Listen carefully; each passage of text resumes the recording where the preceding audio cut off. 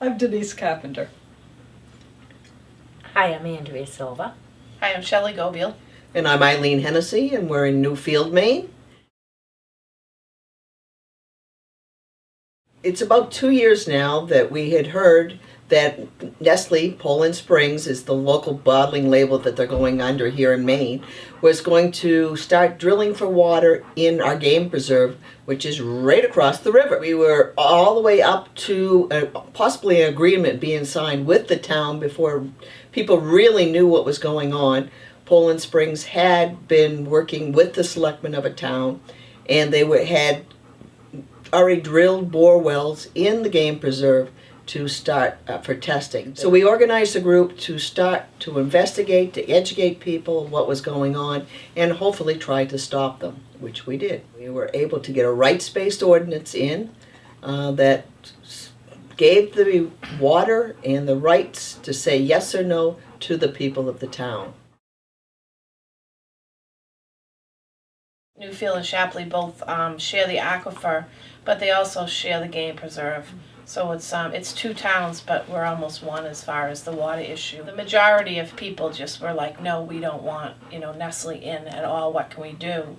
And the select people in Shapley were pretty much saying under the regulatory approach, which is a regulatory ordinance, which most of the small towns, rural towns have as their government, paperwork that says what you can and cannot do. If it's strict enough, the select people were telling the townspeople that don't worry, we can limit them. If they come in, we can tell them, if they're withdrawing too much, we can say yes, no, whatever.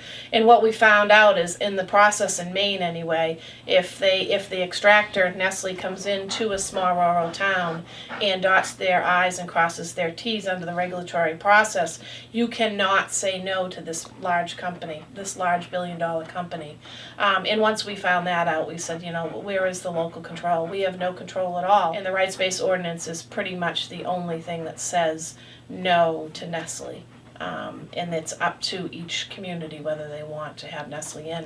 And what's fantastic is both Newfield and Shapley passed the rights-based ordinance. And an argument that they keep using against us on our rights-based ordinance is that it's unconstitutional. The ability for women to vote was unconstitutional at one time. Right. It took a group of people to say and stand up for the right of women to vote. For African Americans to walk into the same door with everybody else, that was unconstitutional. Change takes a group of people to bring forth an unjust law and to get it modified so that it encompasses what the people really want. At the time, a few of us were saying, no, you can't pump here. I think a lot of the population just were against traffic. And then you had a certain piece of the population that was against hours of operation. You had another group that was against the plastic and how much petroleum products were used, diesel, the plastics, things like that. Some people were totally against them being in the wildlife area, But I think that we probably, in the early stages, would have been happy with a few things. And then we learned very quickly that those few things, they would have been a token that would have been taken away later because of the potential future lost profits. You cannot limit a corporation that size, because if you limit the trucking, if you limit the hours, if you limit how many gallons they can extract, you're dealing with future lost profits down the road that they could potentially say, oh, we want that money from you because we didn't earn it from the gallons of water we sold.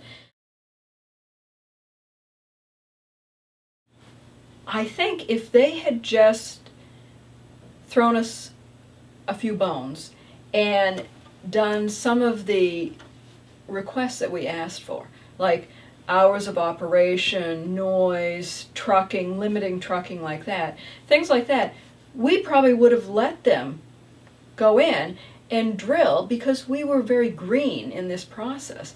But they wanted everything. I think that the corporation basically screwed themselves, because if they had allowed a few things to go to the public, and they would have already been in there drilling and extracting. It, I think, brought the community together too. It was a long process of educating the public, though. Everybody felt that it was going to bring jobs to the area. It was only going to be a pumping station, so you may have gotten a few trucking jobs in the area, but at what cost? People were very concerned about, the hours of operation, the amount of traffic. I think it would have changed the whole feel of the town, the community. I think it made me slow down a little bit, gave me a lot more confidence that I think I didn't know that I had, and kind of slow down and see what's going on. And it's not, the rushing and the money and so forth. It's really looking ahead at what we can leave, for the future generations. It just really opened my eyes to slowing down and really realizing what's important and what isn't important. It's all about water, and that's how we have formed the group POWWR and so forth. Well, water is a necessity. It's not a commodity.